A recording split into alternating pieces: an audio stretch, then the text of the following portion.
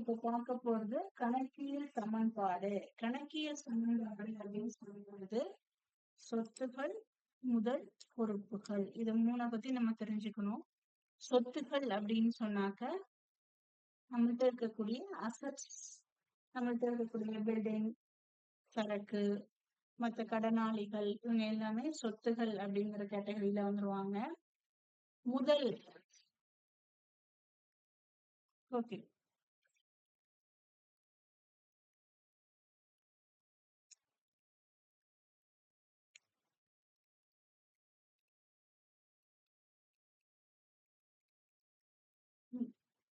ஃபர்ஸ்ட்ல இருந்து நம்ம பார்க்கலாம் இப்போ. ஓகேவா?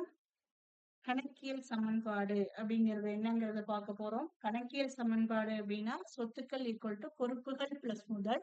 சொத்துக்கள்னா என்ன அப்படின்னா நம்மள்ட்ட இருக்கக்கூடிய ஸ்டாக்கு, கடனாளிகள், மற்ற என்னென்ன சொத்துக்கள் இருக்கோ கேஷ், இது எல்லாமே சொத்துக்கள் அப்படிங்கிறதுல வரும். பொறுப்புகள் அப்படின்னாக்க தேர்ட் பார்ட்டிக்கு நம்ம கொடுக்க வேண்டிய கடன்கள் அனைத்தும் பொறுப்புகள் அப்படிங்கிறது வரும். முதல் அப்படிங்கிறது உங்களுக்கு தெரியும், உரிமையாளர் வந்து அந்த பிசினஸ் ஸ்டார்ட் பண்றதுக்கு எவ்வளவு அமௌண்ட் போட்டிருக்காரோ அது முதல் அப்படிங்கிறதுல வந்துடும். இந்த கணக்கியல் சமன்பாடுகளை பொறுத்த வரைக்கும் சொத்துக்கள் ஈக்குவல் டு பொறுப்புகள் பிளஸ் முதல் அப்படிங்கிறது தான் ஃபார்முலா. இப்போ சொத்துக்கள் கேட்கறாங்க அப்படின்னாக்க பொறுப்புகள் என்னென்ன இருக்கோ அந்த பொறுப்புகளையும் முதலையும் ஆட் பண்ணணும். சொத்துக்கள் கேட்டாக்க பொறுப்புகள் முதலையும் ஆட் பண்ணணும். மற்ற பொறுப்புகளோ இல்ல முதலோ நம்மளை கண்டுபிடிக்க சொல்லி கேட்கறாங்க அப்படின்னு சொன்னாக்க அப்போ சொத்துக்கள்ல இருந்து எது ஒண்ணு கொடுத்துருக்காங்களோ அதை மைனஸ் பண்ணாக்க நமக்கு வந்துடும். நல்லா புரிஞ்சுக்கணும். சொத்துக்கள் கேட்டாங்கன்னு சொன்னாக்க பொறுப்புகளையும் முதலையும் ஆட் பண்ணணும். பொறுப்புகள் கேட்கறாங்க அப்படின்னு சொன்னாக்க சொத்துக்கள்ல இருந்து முதலை லெஸ் பண்ணணும். அதுவே முதல் கேட்கறாங்க அப்படின்னு சொன்னாக்க சொத்துக்கள்ல இருந்து பொறுப்புகளை லெஸ் பண்ணணும். அப்படி நம்ம கணக்கியல் சமன்பாடானது உருவாக்கணும். பேசிக்கா நம்ம பார்க்கும்போது ஈஸியா நம்ம ரெஜிஸ்டர் பண்ணிக்கிறதுக்காக என்னன்னாக்க சொத்துக்கள் கேட்டாக்க பொறுப்புகளையும் முதலையும் ஆட் பண்ணணும். வேற எது கேட்டாலும் மைனஸ் பண்ணணும் அப்படிங்கறத மட்டும் ஞாபகம் வச்சுக்கோங்க. உங்க புக்ல உள்ள ப்ராப்ளத்தை இப்ப பார்க்கலாம். இப்ப ப்ராப்ளத்தை பாருங்க. இந்த ப்ராப்ளத்துல ஃபர்ஸ்ட் கொஸ்டின் என்ன கேட்டிருக்காங்க அப்படின்னு சொன்னாக்க கணக்கியல் சமன்பாட்டினை நிரப்புக. ஃபர்ஸ்ட் பாருங்க, ஏ சொத்துக்கள் ஈக்குவல் டு முதல் பிளஸ் பொறுப்புகள் அவங்களே கொடுத்துட்டு சொத்துக்களோட வேல்யூ 1 லட்சம், முதல் வந்து 80,000 கொடுத்துருக்காங்க. அப்போ பொறுப்புகள் எவ்வளவு ரூபாய் அப்படிங்கும்போது 1 லட்சத்துல இருந்து நம்ம என்ன பண்றோம், அந்த 80,000 லெஸ் பண்றோம். 80,000 லெஸ் பண்றோம்.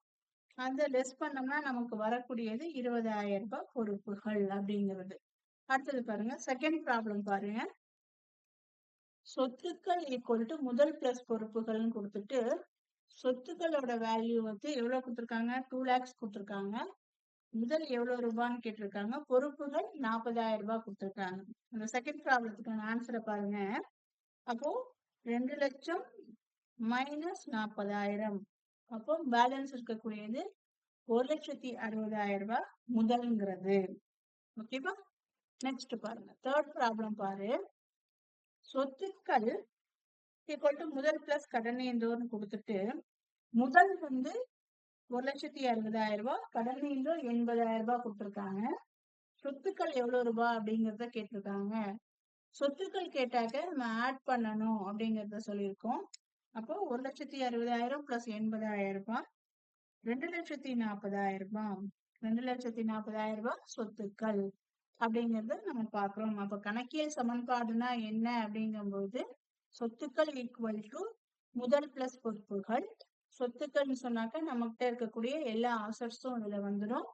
முதல்ங்கும் போது உரிமையாளர் போட்ட தொகை முதல், நம்ம தேர்ட் பார்ட்டிக்கு கொடுக்க வேண்டியது பொறுப்புகள் அப்படிங்கறத ஞாபகம் வச்சுக்கணும். சொத்துக்கள் கேட்டாக்க ஆட் பண்ணிக்கணும், வேற எது கேட்டாலும் லெஸ் பண்ணி போடணும். இதுதான் கணக்கியல் சமன்பாடு. தேங்க்யூ.